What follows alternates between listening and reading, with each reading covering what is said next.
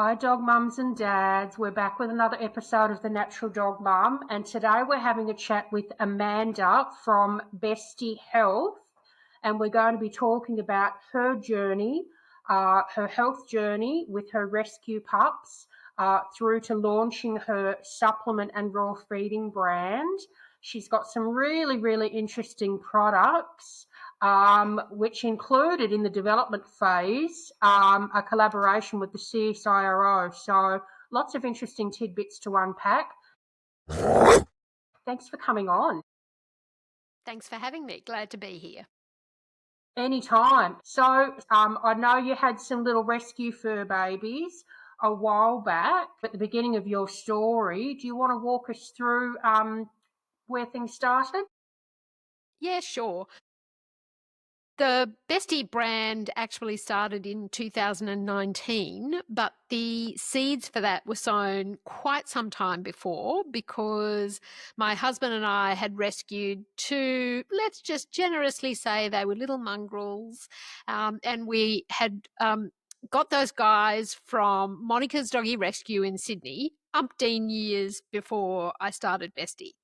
And, we went this one particular day and they'd chosen 4 dogs for us to have a look at. And we saw the first 2 and we just, fell in love with them right at the beginning and couldn't look at any other dog. And so we took home this little wiry haired Jack Russell crossed with, I don't know, something long, and a Italian Greyhound cross with a Foxy, if you can imagine that. Oh, So we were very health conscious ourselves. We, really initially, we went with Kibble.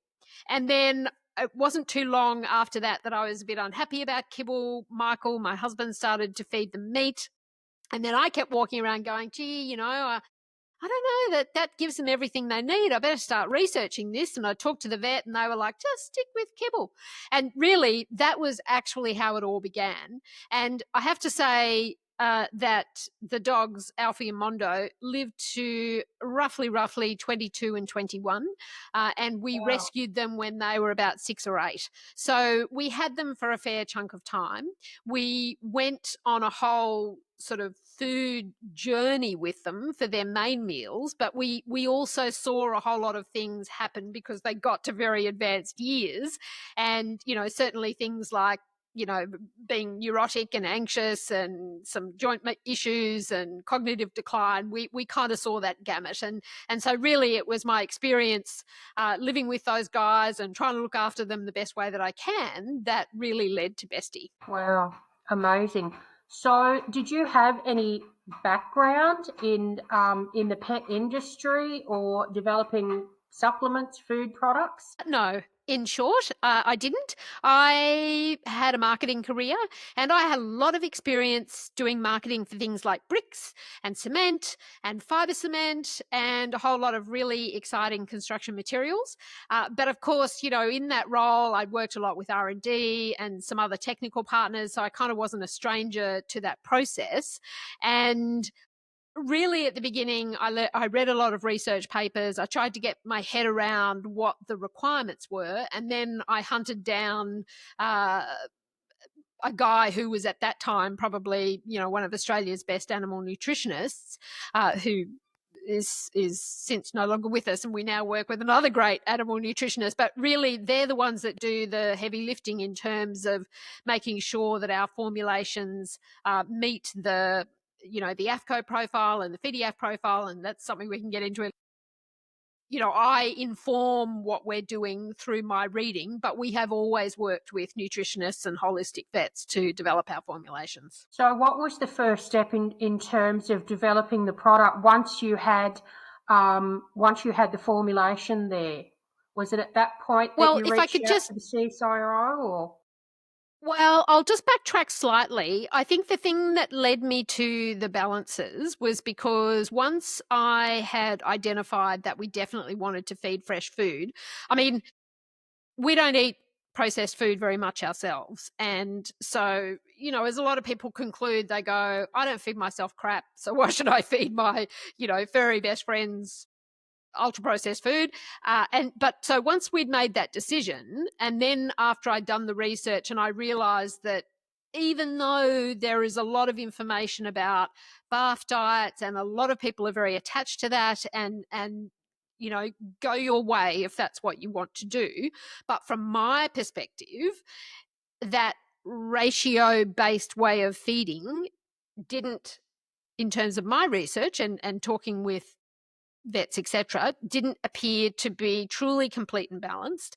And so the market gap that I identified was, what is a simple and convenient way that I can give them a whole lot of good stuff in terms of meat and add this other thing to it that would give what meat doesn't have in a way that doesn't require me to spend all Sunday doing it. So it was really targeting that specific area. I know there are a lot of people in the raw feeding sort of space who are very happy to do lots of cutting up veg and all of the rest of it, but that was not me. And there were a number of people like me who didn't want to do it. And there's also the opportunity for drift, because actually making sure that the meals are complete and balanced, through the micronutrients that the dog or the cat needs is actually not a simple thing. So that was really why, that was the gap that I saw. That was why we started working with a nutritionist. The approach to the CSIRO came for a different generation of products, and that's eating and much more about what natural or nutraceutical supplements might play a part in a diet that's already pretty good because it's complete and balanced and it's essentially unprocessed and fresh. So when you're talking nutraceuticals, you're talking sort of, I guess, the products that you'd consider an add-on when you're looking at supporting specific health issues? Yeah, that was where we began, definitely. Products or supplements for dogs who have anxiety, dogs who are having some sort of cognitive decline, itchy skin. They're a lot of the common ones. These days, we also have developed another generation of chews, which are really for those people who, Kibble is complete and balanced, don't get me wrong. And in this, in a situation where budgets are a bit tight for people, I can really understand that choice. So we've also developed a range of supplements that top up what a typical kibble doesn't have a lot of, which is like EPA and DHA fatty acid, for argument's sake. So yes, coming back to your question, what we began working on with Cyro was these like natural medicine type supplements for specific conditions. And we wanted them to be in a particular format. It was really, that was what we were trying to conquer, is that they, weren't as hard as a rock. They weren't huge. They were okay for small dogs. They were kind of bendy and pliable and easier to eat. And this new generation that we've developed ourselves, because we now have a fair bit of expertise in that kind of cold extrusion technology, they're quite soft sort of chews. So. And palatability is a huge issue as well, especially when you're talking cats. Oh, absolutely. Like if you can't get them to eat it, doesn't matter how good it is, because Exactly. you're not going to get them to have it. But that was also one of the reasons why we wanted to do chews for dogs, because, as any dog owner will know, like, we've wrapped things in bacon, shoved them in bits of cheese, done all sorts of things, essentially shoved my fingers down their throat to get them to have stuff. So that was part of what we were trying to do, is to develop formulations that were palatable and were in a format that got you over the hurdle of actually getting them to eat it so that they could then get some benefit. Absolutely. Not only that, I mean, they think they're getting a treat. They're convinced it's Christmas Day virtually, but they're getting all of this, additional nutrition and targeted ingredients that are going to support any particular issues that they might have. Exactly. Absolutely. So, in terms of ingredients, just to give viewers a little bit of an idea, can you give us maybe a couple of examples of some of the things that are in the balancer that they're not getting from meat, that are an important part of that daily balance? Well, yes and no is the answer to that question. Partly because we use typically a whole food approach versus they need extra vitamin A, so let's put some extra vitamin A in it. So, for instance, the balancer has sunflower meal. Now, the sunflower meal does a number of things, but it's also partly there for choline. We include, and I'm just looking at the ingredients as we speak, we include green lip mussel. So green lip mussel is in there for its, chondroitin, glucosamine, but also some extra fatty acids. So it's working synergistically, if you like. Really, the challenge with a balancer or the challenge with meat is that there's two things, I think.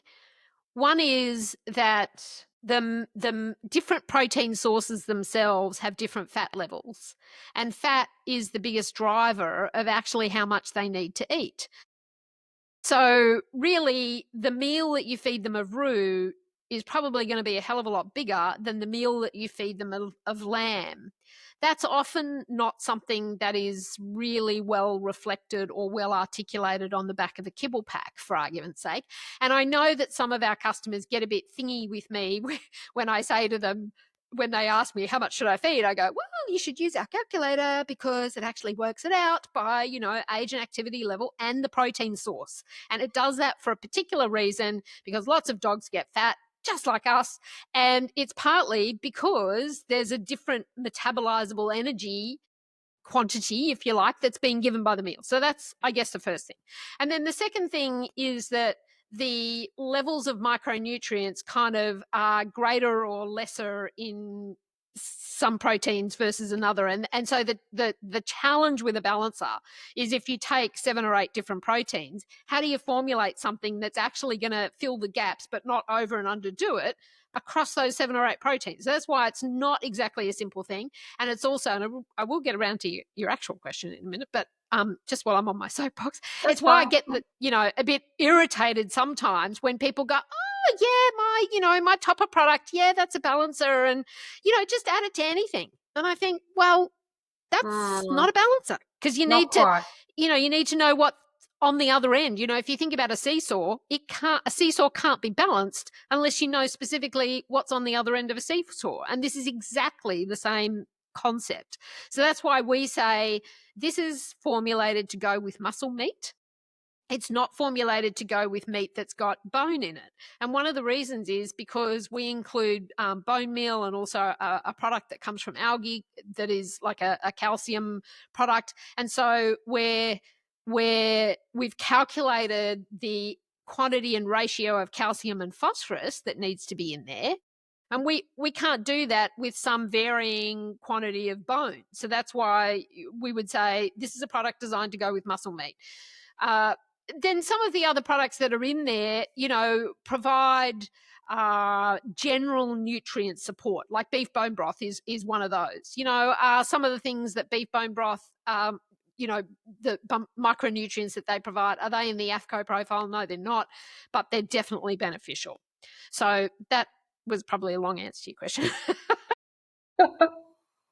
No, it's really important to note though, and you're right, that is something that a lot of people don't think about. It's not a case of whether you've got chicken in the bowl or roux or lamb or beef. To balance it out, it's not going to be the same combination. It's not going to be the same amounts. It's going to be completely different. So the calculator that you mentioned is a really important tool, actually. That's on your website, yes? It is. We have that for each product. The other thing that I think is important to stress is that, and I've mentioned it a couple of times, so the AFCO profiles, that's the American, I don't know. Anyway, basically, I keep forgetting what the AA is for, but regardless, it's essentially the nutritional profile that we use here in Australia, and the European one is VDF, and I know that you know that, but just for listeners, and it's typically there's a growth profile, and then there's a maintenance profile. So when we're formulating the balances, we're formulating them so that they will meet the requirements for a dog that's either growing like a puppy or one that's pregnant or one that's in adulthood. The thing about that is that the AFCO profile is an agreed minimum. it's not actually anything about optimum health. It's what is the minimum that a dog needs in order to survive. And survive is really about, reproducing and kind of living. So it's, I think, important to say that when products are formulated to be complete and balanced, what they're doing is typically meeting that minimum threshold.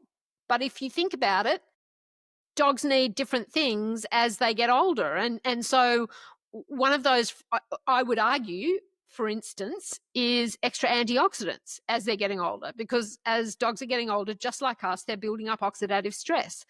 Now, dogs to an extent can synthesize their own vitamin C, but when they're stressed or as they're getting older, that capacity diminishes. And so that's one of the areas where it's not in the AFCO profile as a sort of minimum requirement, but you would argue it's super helpful. And so some of the things that are in the balancer, and this has always been one of the things that's a little bit hard to communicate. Yes, it completes and balances, but it's also got other stuff which actually helps the dog along the path to optimum health. Absolutely.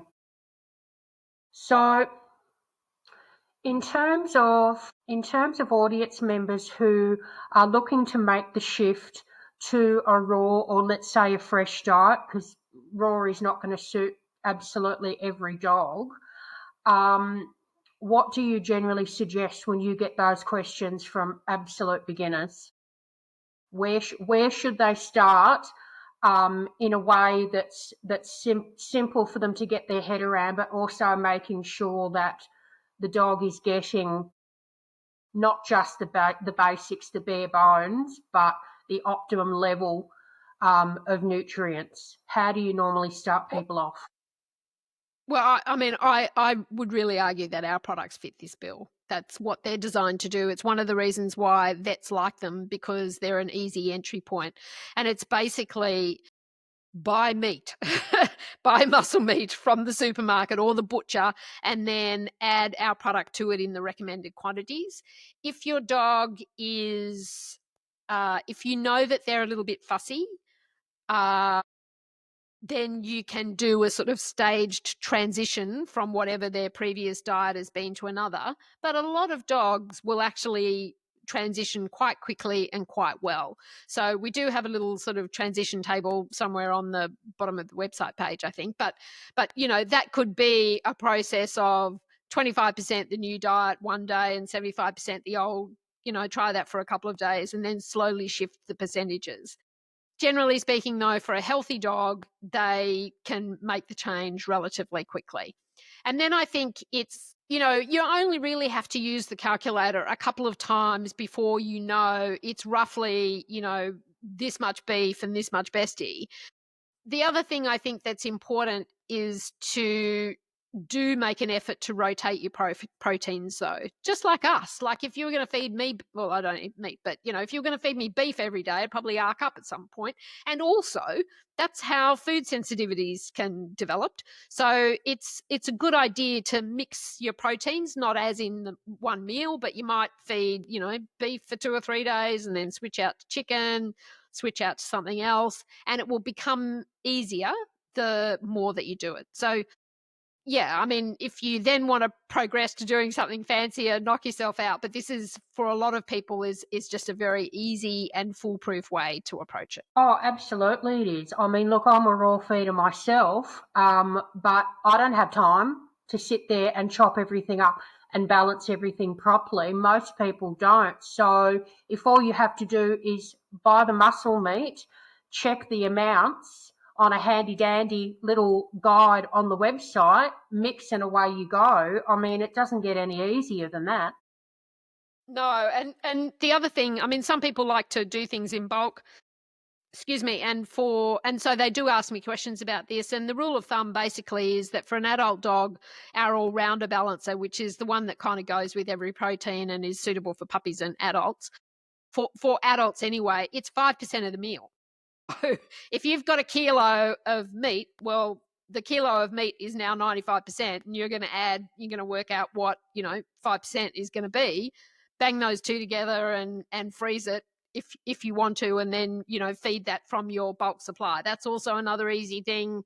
And also just lightly cooking, and I stress lightly here, lightly cooking has very little impact on nutrient retention. I think people can get a little bit sort of hung up about, oh my God, it's got to be raw. But actually lightly cooking, and there's research about that shows the difference is, like nothing really. So yeah, as long as it's light, as long as it's not at a super high temperature, I keep it sort of low to medium.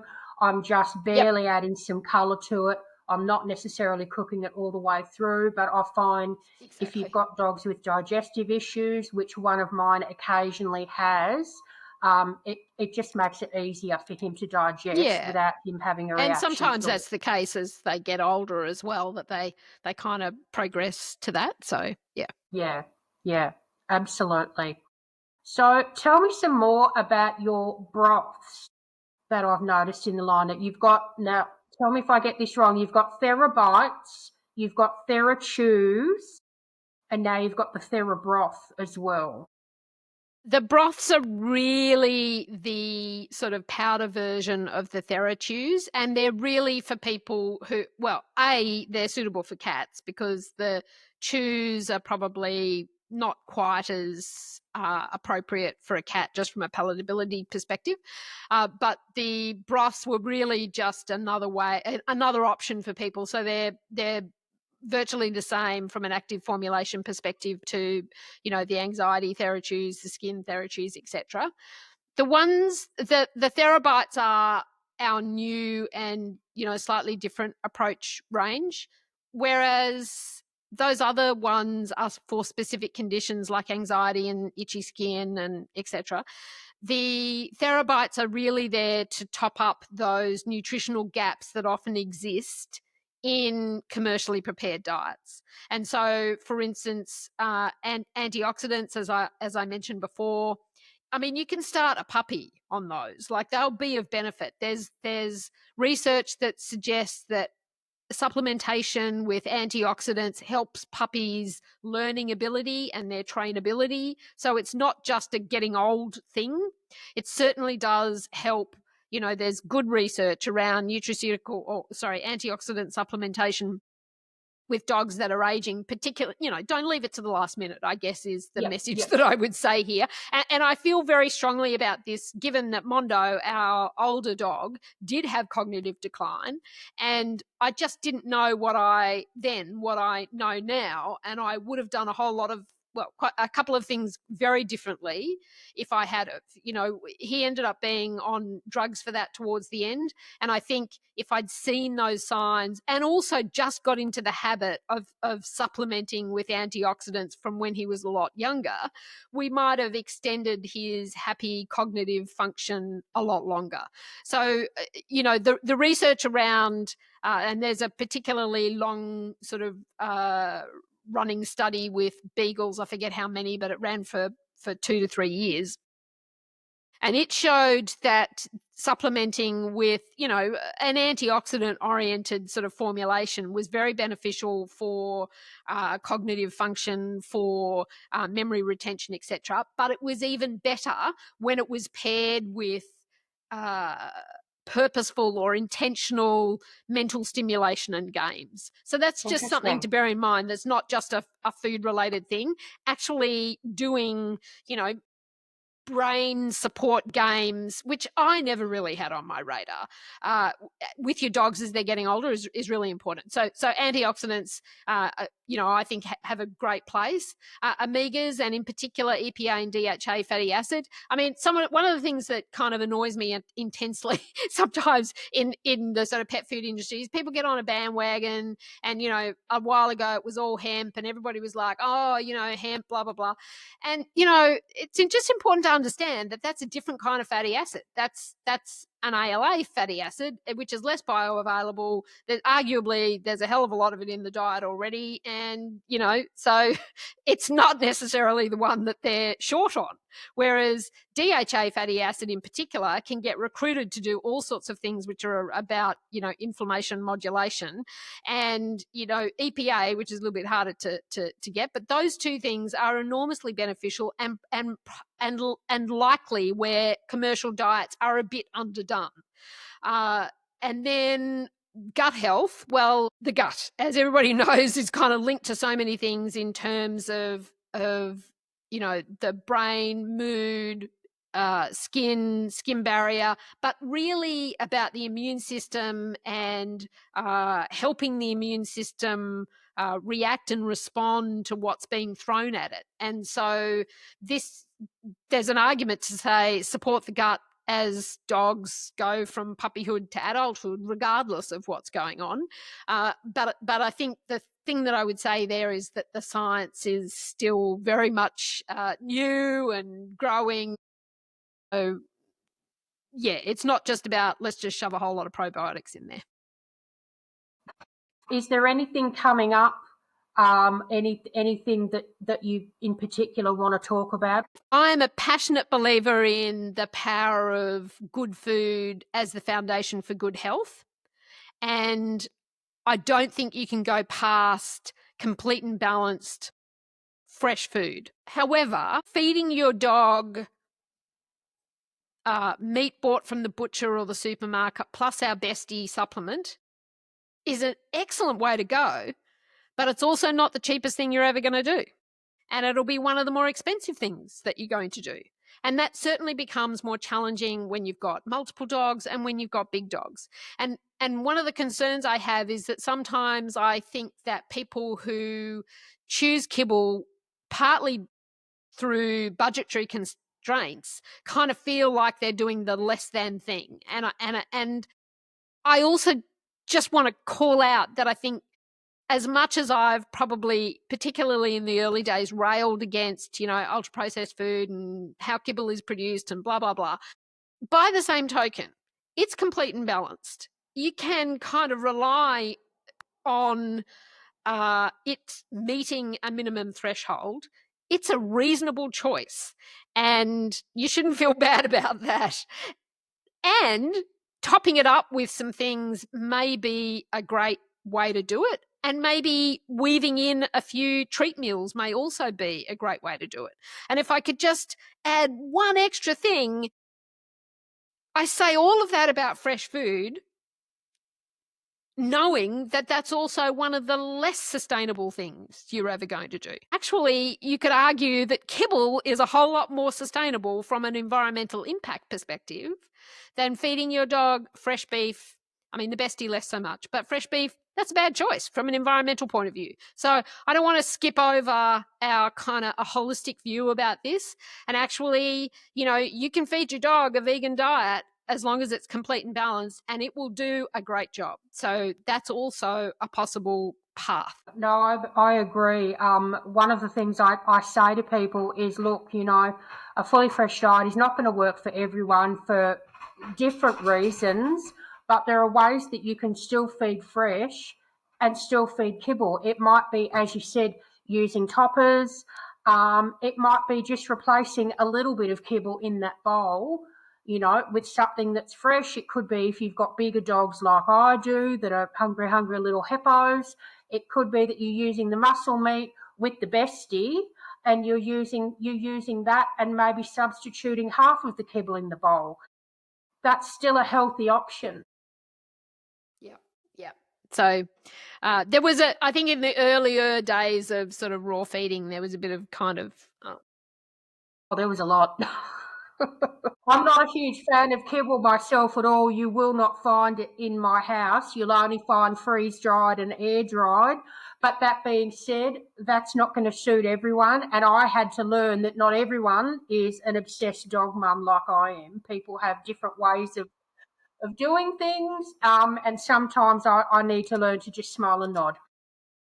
Yeah, and look, I've relaxed my view about a lot of this as well. And I think one of the things, when Anna and I were doing the podcast, I think one of the things that I started to get my head around was that, from an environmental perspective, which is an important perspective. So protein choice, I think, is important here. Beef is one of your less sustainable choices, and, chicken is a more sustainable choice. It's probably the least. The least. So,